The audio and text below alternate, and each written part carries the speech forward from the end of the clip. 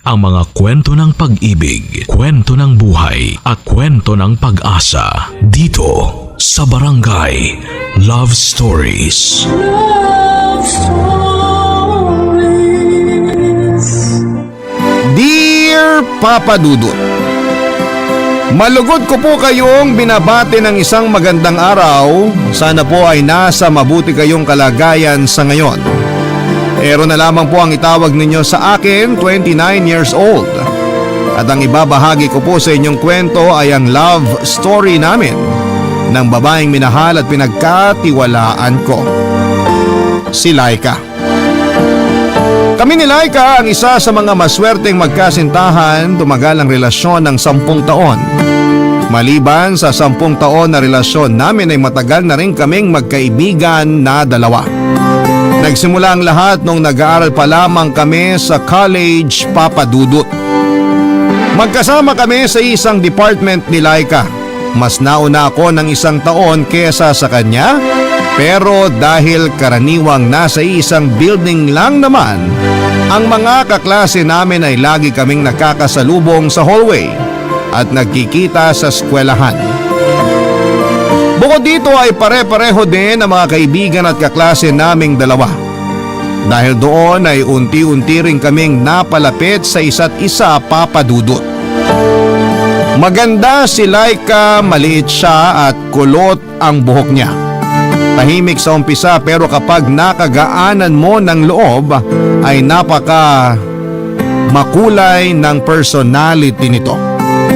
Ang pagkakaibigan namin yon ay nakabuo ng pag-iibigan. Niligawan ko si Laika at bagamat takot na pumasok sa isang relasyon dahil first time lang naming pareho, ay sinagot pa rin niya ako, Papa Dudut. At doon na nga nagsimula ang love story naming dalawa, Papa Dudut.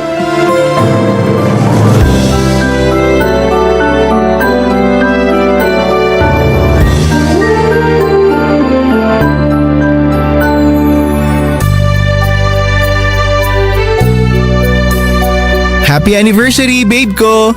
Oh, salamat babe. Pasensya ka na, babe ah. Itong maliit na cupcake lang kinaya ng budget ko. Alam mo naman ngayon, bayaran na naman ng tuition, kaya wala akong pera. Salamat. Pero sana hindi ka na nag-abala pa. Maiintindihan ko naman eh. Pareho pa tayong estudyante kaya okay lang kahit walang regalo. Pero syempre gagawan ko pa rin ng paraan para maging special tong araw na to para sa atin.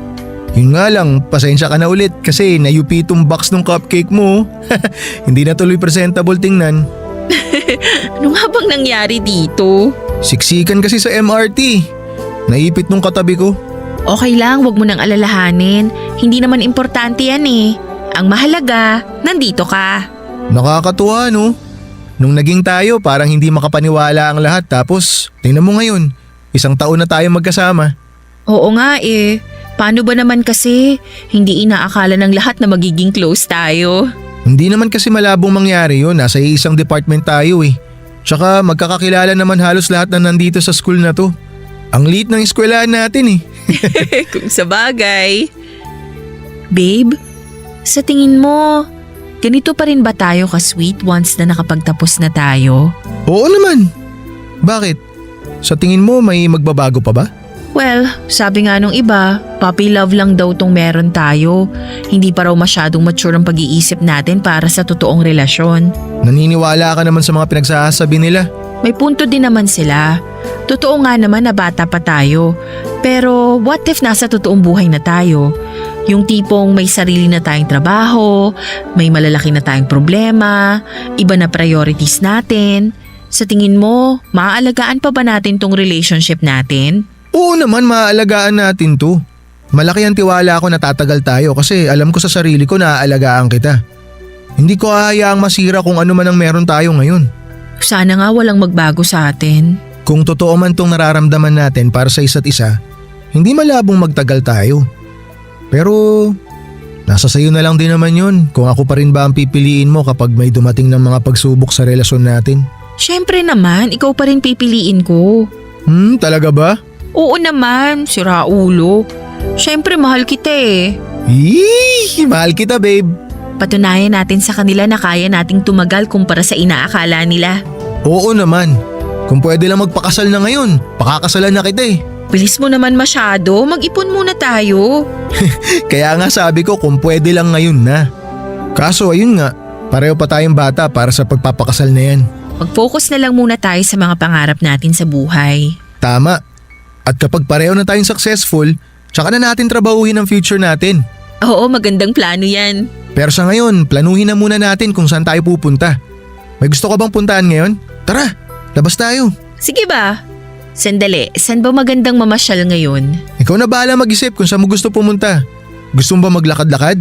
O gusto mong kumain, mag-sightseeing? Pwede kong gamitin yung motor sa bahay. Ikaw na bahala. Sorpresahin mo ako. O sige, may alam na ako. Ano, tara? Oo, tara. Si Laika ang first girlfriend ko, Papa Dudut. At ganoon din si Laika na ako ang kauna-unahang boyfriend niya. Nung una ay walang naniniwala sa relasyon naming dalawa. Madami ang nagsasabi na puppy love lamang yon. Sabi pa ng ilan ay hindi raw nauuwi sa happy ending ang first love dahil ang mga first love daw ang nagsisilbi lang na aral para matutong umibig ng totoo ang isang tao. Ang hindi nila inaasahan ang pag-iibigan namin yon na hindi pinapaniwalaan ng mga kaibigan namin ay mas nagtagal pa. Ako ang unang nakapagtapos ng pag-aaral sa aming dalawa ni Laika dahil mas nauna ako sa kanya ng 1 taon. Sa tulong ng mga magulang ko ay nakahanap naman po agad ako ng maayos na trabaho. Noong makagraduate si Laika ay ako naman ang tumulong para makapasok siya sa isang kumpanya. Sa mga sumunod na taon ay mas tumibay pa ang pagsasama namin. Nagtulungan kaming dalawa para maabot namin ang mga hangarin namin sa buhay. Sabay naming inabot ang mga kanya-kanya naming pangarap, pati na rin ang pangarap naming dalawa bilang magkasintahan. Nung umabot ang pagsasama namin ni Laika ng 7 taon ay naisipan naming mag-live-in, Papa Dudut. Isang bagay na hindi na naman noon nagustuhan ng mga tao sa paligid namin.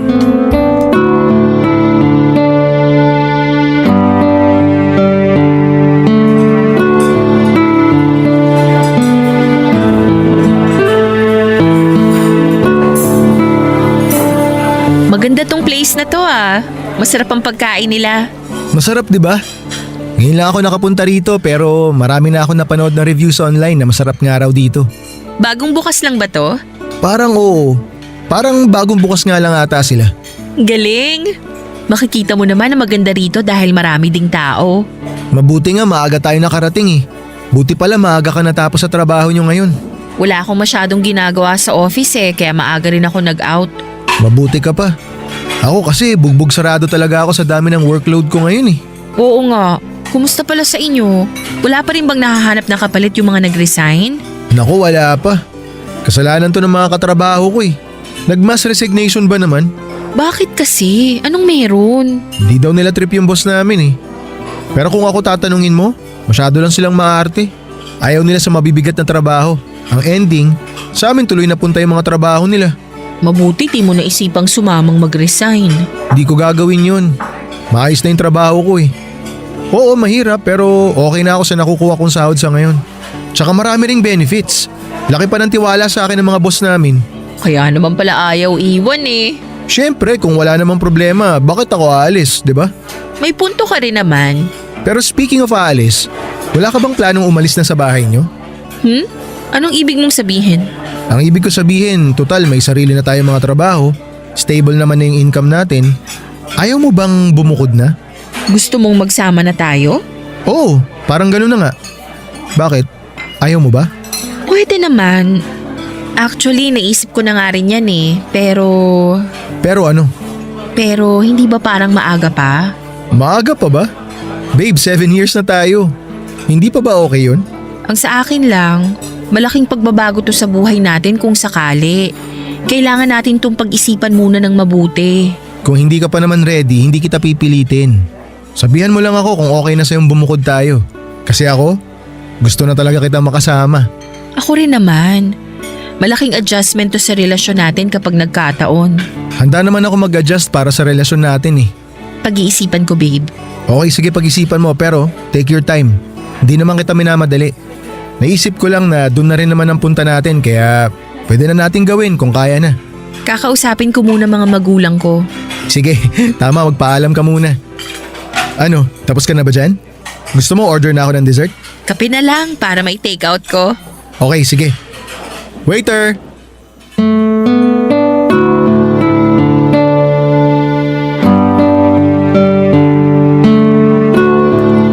Nung una ay ayaw ng mga magulang ni Laika na bumukod kaming dalawa hanggat hindi pa kami nagpapakasal.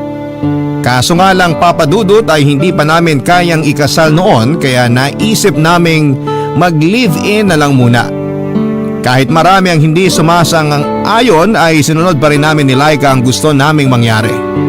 Pareho na kaming nasa wastong gulang para mag-decide para sa mga sarili namin kaya wala din naman pong nagawa ang mga magulang namin. Isa pa ay kami na mismo ang bumubuhay sa sarili namin kaya nakakatiya kami noon na kaya na naming bumukod mula sa mga magulang namin.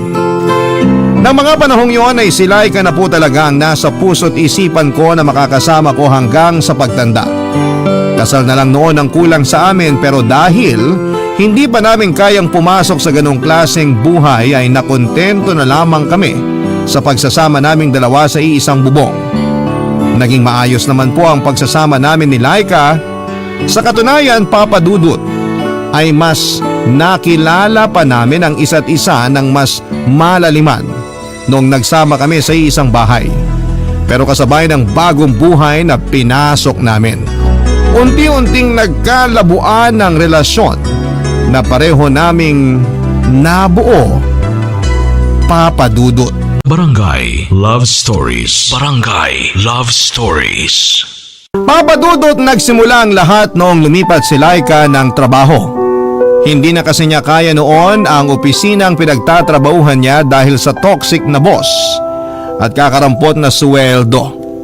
Lagi siyang stress at overwork kaya naisipan niyang maghanap ng ibang trabaho. Lumipat siya sa BPO industry at doon ay nag-iba ang schedule naming dalawa. Sa umaga hanggang hapon ang trabaho ko samantalang panggabi naman si Laika, Papa Dudut. Dahil sa nangyaring pagbabago ay nagbago ang oras ng pagsasama namin. Malimit na lamang kaming makapag-bonding noon dahil magkaibang working schedule namin. Nasa trabaho na si Laika tuwing umuwi ako samantalang papasok na ako kapag uwi siya, Papa Dudut. May oras naman na gumagawa ako ng paraan para kahit papaano ay magkaroon pa rin kami pareho ng oras para sa isa't isa. Minsan ay binibilisan ko na lamang ang umuwi para mahabol ko siya bago mag-start ang shift namin. May pagkakataon naman na sa labas na kami nagkikita bago siya pumasok at bago naman ako umuwi. Mabuti na nga lang noon at nagawa namin ang paraan para magkaroon kami ng parehong day off nang kahit papaano ay may oras kaming magkasama na dalawa. Hindi ko alam, Papa Dudut, pero sa tingin ko ay yun talaga ang dahilan kung bakit medyo lumamlam ang pagsasama naming dalawa ni Laika. Pareho kaming naging abala sa trabaho kaya hindi na namin naaalaga ang pareho ang relasyon namin kahit na sa isang bubong na lamang kami nakatira. Pero kung kailan napapansin kong parang nagiging malamig na ang pagsasama namin, ay isang bagay ang ginawa ni Laika na ikinatuwa ko, Papa Dudut.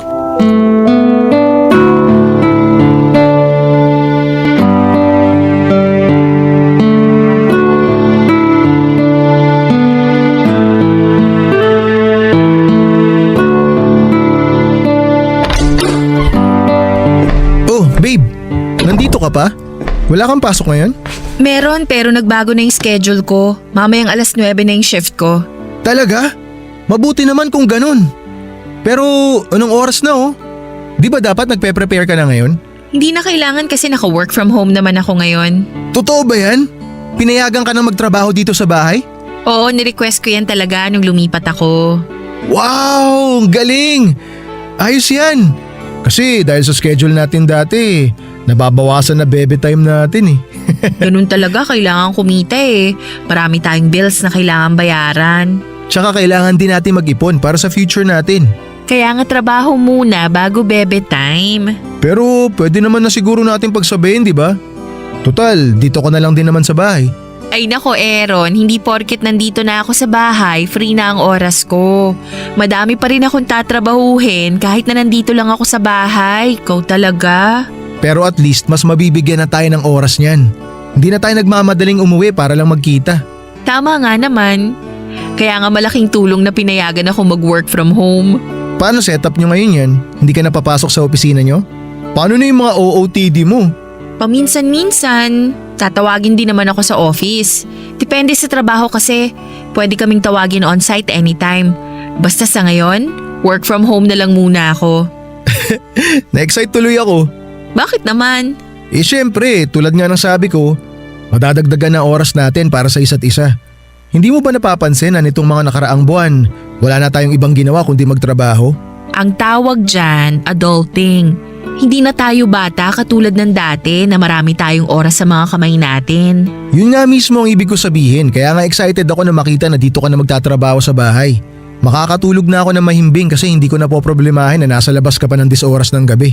Sus? Oo, promise, para ako ma-anxiety attack. Pinipigil ko lang. Hindi mo ba alam na medyo nakaka-guilty para sa akin na mahimbing ako natutulog sa kama natin tapos ikaw, puyat ka sa pagtatrabaho? Pareho din naman tayo eh. Tulog din naman ako habang nagtatrabaho ka. Sa umaga nga lang. Bakit kasi magkaiba schedule natin eh? Hayaan mo na. Ang importante, magkasama naman tayo, di ba? Basta masaya na ako sa ganitong setup natin. Sana ganito na lang forever. Wag naman forever. Ayoko rin naman mapuyat hanggang tumanda ako. Ayoko magmukhang panda. Ay, eh syempre oo, wag naman. Pero sa ngayon habang busy pa tayo sa pagkayod, sana laging ganito na may oras tayo para sa isa't isa. Tiwala lang. Darating din tayo sa punto ng buhay natin na wala tayong ibang gagawin kundi ang manatili lang sa tabi ng isa't isa. Naks, ang ganda naman pakinggan yan. Sana nga. Sana makuha natin yung pinapangarap natin na yan balang araw. O sige na, magbihis ka na. Ipaghahanda kita na makakain bago ako magsimula sa trabaho ko. Okay, sige. Salamat. Nabuhayan ako ng loob nung nalaman kong nabigyan si Laika ng chance na magtrabaho sa bahay Papa Dudut. Actually, yon daw talaga ang nirequest niya na makapag-work from home siya at mabuti na lang at napayagan siya.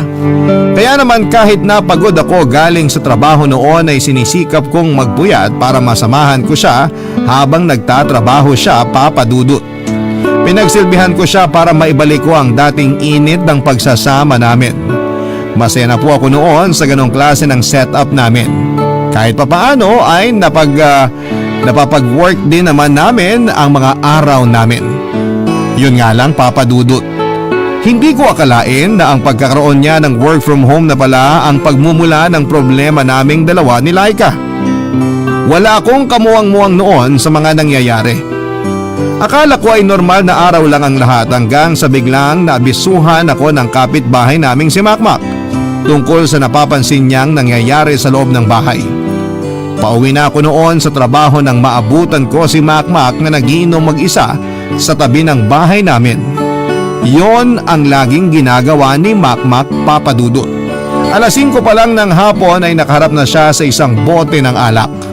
Noong makalapit ako sa kanya ay doon na niya ipinag-alam ang isang bagay na kinalito ko, Papa Dudut.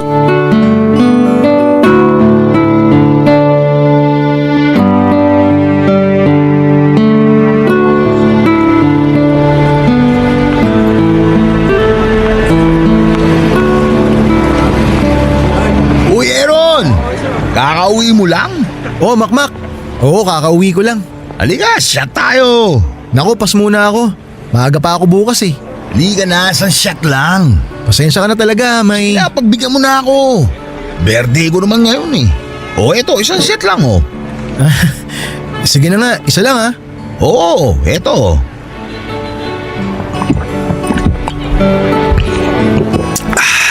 Thank you. Birthday mo pala ngayon? Happy birthday ah.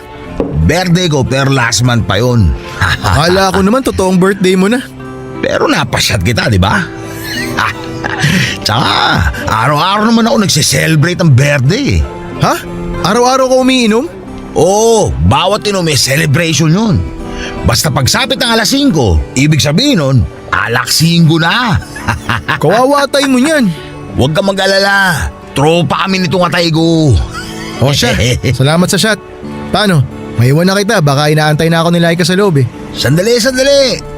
May tatanong muna ako sa'yo bago ka umalis. Ano yun? Pero makmak, ayoko na talagang uminom ha. Hindi na ata pa iinumin. Eh ano yung tatanong mo? May napapansin lang ako.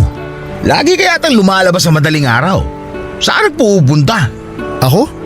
Ba't naman ako lalabas na madaling araw eh, mahimbing na pagkakatulog ko nun. Hindi ba? Eh sino yung... Hayaan mo na. Kalimutan mo na lang yung sinabi ko. Ano nga, sabihin mo na. Sino yung alin? Eto kasi, tuwing nagiinom ako, minsan inaabot ako ng madaling araw. Mga alas 3, ganun. Eh, teka, seryoso? Mula alas 5 ng hapon hanggang alas 3 ng madaling araw, umiinom ka? Oo, bakit naman hindi? Hanggat hindi ako nalalasing, hindi ako titigil sa pag-inom. Para saan pat nag-inom ako kung di naman ako malalasing, di ba? O tapos, anong meron sa madaling araw? May nakikita akong lalaki na lumalabas-pasok sa bahay niyo ng mga ganong oras. Akala ko nga ikaw eh. Hindi ako yun. Ano namang gagawin ko sa labas ng alas 3 na madaling araw? Tsaka maaga ang pasok ko tuwing umaga kaya tulog pa ako ng mga ganong oras. Kung hindi ikaw yun, edi hindi. Ang mahalaga, nasagot mo na ang tanong ko, Dol. Sandali, pero sino nga yun? May lalaki bang pumapasok sa bahay namin tuwing madaling araw? Oo, kitang-kita mismo ng dalawang mata ko. Kailan naman yan nangyari? Maraming beses na. Nitong huli lang kaninang madaling araw. Makmak, ginugood time mo naman ata ako eh. Kung tinatakot mo ako para sabihin ko sa'yo, hindi ako matatakutin. Hindi kita tinatakot. Sinasabihan lang kita sa nakikita ko. Siyempre, bilang kapitbahay concerned din naman ako sa inyo ni Laika. O sige, itatanong ko na lang kay Laika kung may napapansin ba siyang pumapasok sa bahay. O sige, balitaan mo ako ha. Okay, o paano, maiwan na kita ha. Napaisip ako tungkol sa mga sinabi sa akin ni Makmak, Papa Dudut. Wala din naman kasi kaming bisita na nagpupunta sa bahay, lalong-lalo na tuwing gabi katulad ng sinasabi ni Makmak.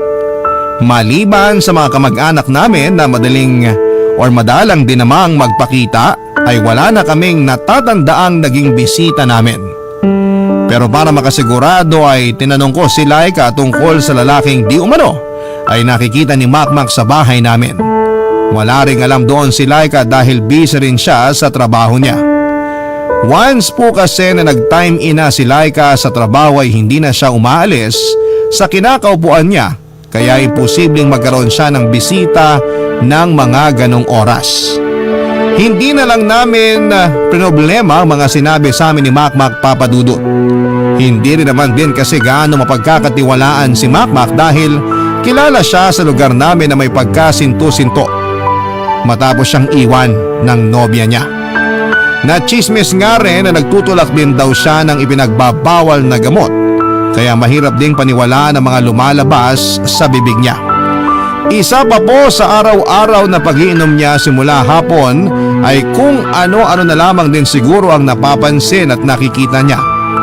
Ang totoo niyan, Papa Dudut, ay pumasok na rin sa isipan ko na baka nagdadala ng lalaki sa bahay si Laika tuwing tulog ako, pero mas kilala ko po si Laika at imposibleng gawin niya yon sa akin. Kaya naman imbes na patulan ang mga sinabi sa akin ni Makmak ay mas pinili kong pagkatiwalaan si Laika at ipinagsawalang bahala ko na lamang ang lahat, Papa Dudut. Barangay Love Stories. Barangay Love Stories. Sa mga sumunod na linggo ay nagpatuloy ang normal na routine namin ni Laika, Papa Dudut. Aalis ako ng maaga, papunta ng trabaho at uuwi ng maaga at kahit pagod ay sinusulit ko ang natitirang oras namin ni Laika bago naman siya mag-time in sa trabaho. Hanggang sa isang araw ay muli akong sinalubong ni Makmak.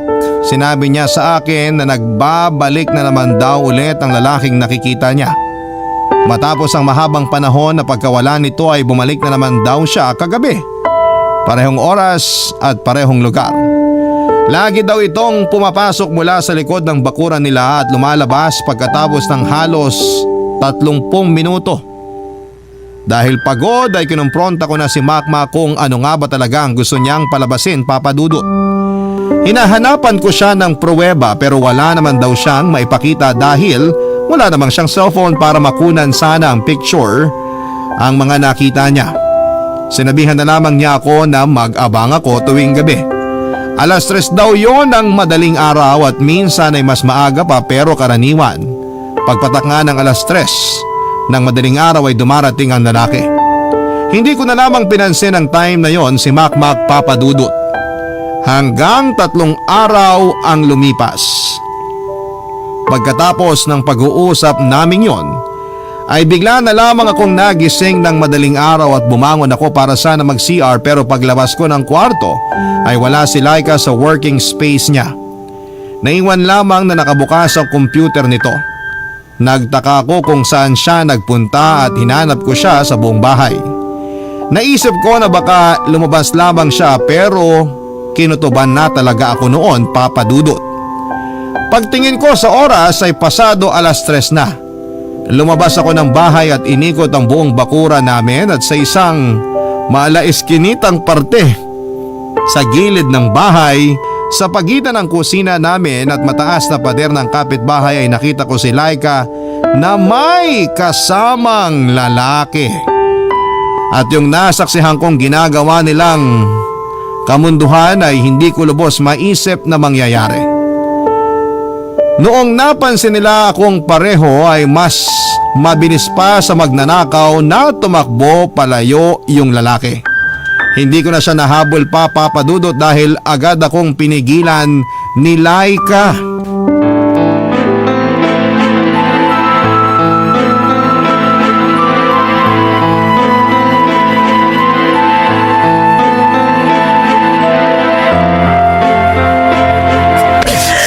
Laika, bitawan mo ako!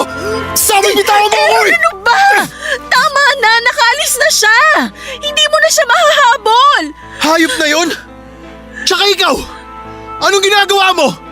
Ha? Ano to? Ano to, Laika? Magpapaliwanag ako. Pumasok muna tayo, please. Hindi! Hindi tayo papasok! Dito tayo mag-usap! Ano? Dito ba meeting place nyo? Dito nyo ba ginagawa yung mga kalokohan yung dalawa ng hinayupak na lalaking yon? Please, nakakahiya sa mga kapitbahay. Ngayon ka ba nahiya? Eh gumagawa ka nga ng kalaswan dito mismo sa bakuran natin eh! Tapos ngayon ka mahihiya? Aaron! Huwag mo ako maeron-eron! Sagutin mo ako! Sino yung lalaking yon? Hindi mo siya kilala. O di pakilala mo sa akin! Punta mo! Tuwagan mo! Dali mo siya rito para malaman niya kung sino kinakalaban niya! Parang awa mo na, ayoko ng gulo. Ano? Para kang tanga! Ginusto mo to eh! Dahil kung ayaw mo sana ng gulo, hindi ka maglolo ko! Hindi mo pa pupuntahin dito yung lalaki mo, tapos dito ka magpapagalaw mismo sa pamamahay natin! Hayop ka, Laika! Gano'ng katagal niyo na ako niloloko? Ha? Gano'ng katagal niyo itong ginagawa? Sagutin mo ako! Gano'ng katagal na? Sumagot ka, hindi sasampalin ko yung mukha mo! Aaron, please! Ayaw mo na ba sa akin? Nakukulangan ka ba? Ha? Sa lahat ng mga ginagawa ko? Kaya ka ba naghanap ng iba? Ginagawa ko naman lahat ng pwede eh! Ginagawa ko lahat ng parte ko! Di ba? Sabihin mo sa akin, bakit? Bakit kailangan mo pa maghanap ng iba? Bakit kailangan mo magpaano ka dito sa bahay natin? Kasi gusto ko siya! Yun ba'y gusto mong marinig? Sige, sasabihin ko yung totoo!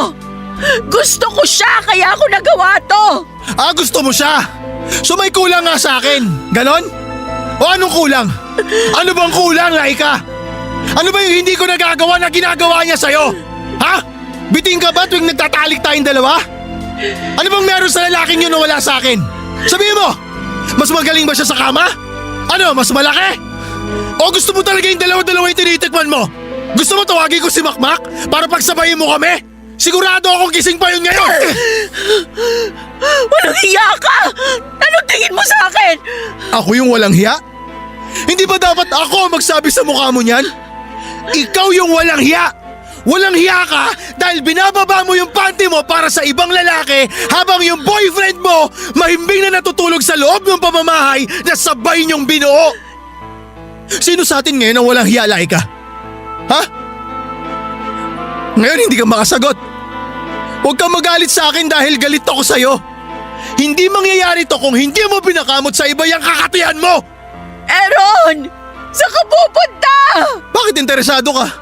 Natatakot ka ba na baka gawin ko rin yung ginawa mo sa akin? Huwag kang mag-alala. Hindi ko magagawa yun sa'yo kasi hanggang ngayon, pinaninindigan ko yung mga pangako ko sa'yo noon na magiging loyal ako. Ang problema lang, ikaw yung hindi tumupad sa usapan nating yun. Ang kate mo! Sa sobrang sama ng loob ko sa nangyari, ay iniwan ko si Laika ng gabing yon, Papa Dudut. Ilang araw akong nakitira sa mga magulang ko nang hindi nagsasabi kung ano ang kadahilanan. Siguro'y napansin na nila noon na may problema kami ni Laika, pero sa halip na magtanong ay hinayaan na lamang nila ako. Matapos ang halos 1 linggo ay nakipagkita sa akin si Laika para pag-usapan ang relasyon naming dalawa. Inamin niya sa akin ang lahat. Ang lalaking nakita kong kasama niya noong madaling araw na yon ay nakilala niya mula sa dati niyang trabaho. Siya rin daw ang dahilan kung bakit umalis siya sa trabaho dahil may nangyayari na sa kanila noon pa. Pinili niyang magpakalayo-layo mula sa lalaking yon pero kalaunan hindi rin niya ito natiis kaya palihim silang nagkikita sa bahay, sa eskinita tuwing mahimbing na akong natutulog. Papa Dudut, nakipag-break sa akin ng araw na yon si Laika at nagawa niyang magloko dahil matagal na raw na walang nararamdaman si Laika para sa akin. Pero sa halip na tapusin ang relasyon namin ng walang rason ay gumawa pa siya ng kataksilan para lamang magkaroon siya ng dahilan para tapusin na namin ang pagsasama. Sinikap ko pa noon na isalba ang kung anumang meron kami ni Laika, Papa Dudut. Nagmakaawa ako sa kanya na ako ang piliin niya. Pero ibang tao na raw talaga ang nasa puso niya. Sobrang basag na basag ang puso ko noon sa puntong wala na akong ibang taong malapitan kundi si Makmak na lamang, Papa Dudut.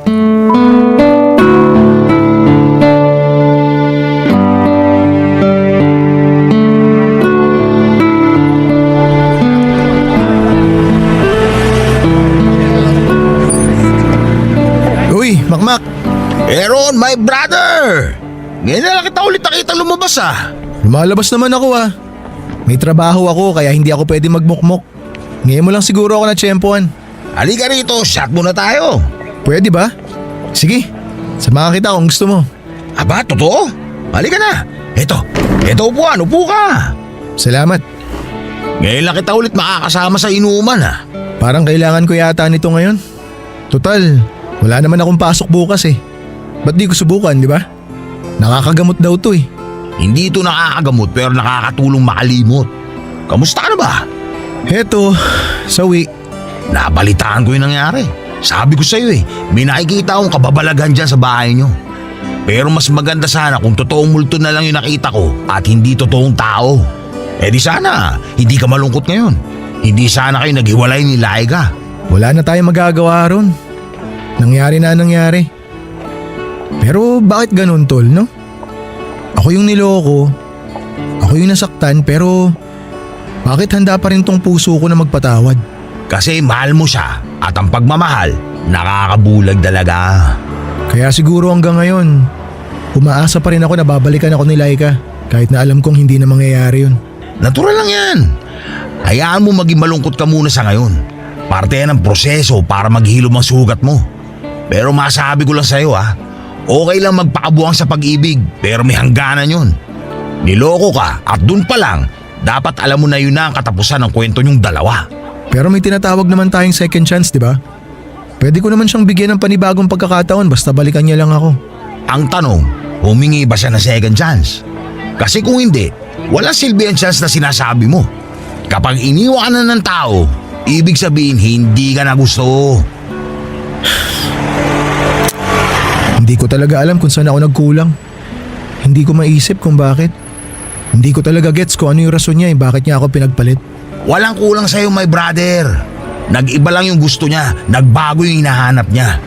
Ganun naman talaga ang tao eh. Kapag nakuha na natin yung gusto natin, maghahanap tayo ng panibagong asamin. Ganyan tayo eh, sakim. Pero bakit ako? Hindi naman ako ganun. Kasi nga kontento ka na sa kanya. Ang problema lang natin, hindi siya kontento sa'yo, tol. O yan, tagay mo.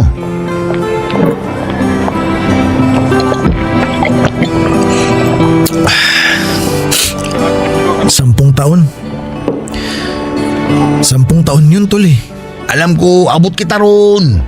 Nakakapanghinayang nga naman yun. Pero kung hindi ka na mahal, hindi ka na mahal. Ihiling mo pa yan araw-araw, ipanata mo man yan sa poon o ipakiusap kay Santa, hindi ka na mamahalin ng taong ayaw na sa'yo. Ang sakit, tol. Kaya nga tayo nagiinom eh. Ito muna pansamantalang gamitin mong gamot dyan sa sugat mo. Salamat. Nandito lang naman ako kung gusto mo na makakausap. Basta tandaan mo, kapag alas 5 na, Alaksing ko na. tama! Oh, tagay pa!